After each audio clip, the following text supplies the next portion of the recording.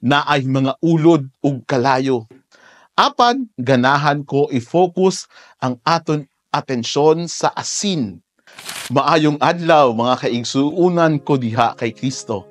Kini si Father Sammy Torrefranca, Vocation Director sa Society of St. Paul ug assigned dinhi sa among novitiate community dinhi sa Lapu-Lapu, Cebu.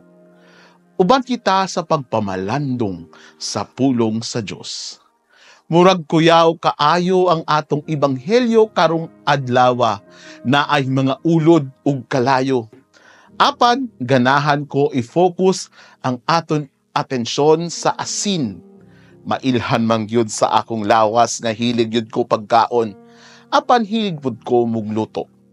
Medyo expert gamay. Favorite na ako nga ingredient kay ang asin.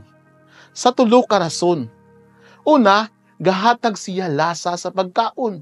Ikaduha, ga-preserve po siya sa pagkaon.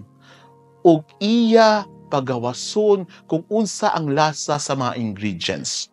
Chef yun ay si Jesus. Sa atong spiritual life, asin mang yun ta sa katawhan. Gahatag taglasa pasabot, we make people savor the goodness of God. Ikaduha, we preserve the message and teaching sa ebanghelyo sa katawhan. Ikatulo, kita maayong mga igsuon. We empower our brothers and sisters.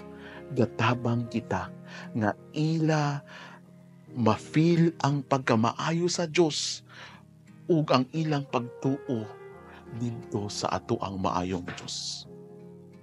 Amen.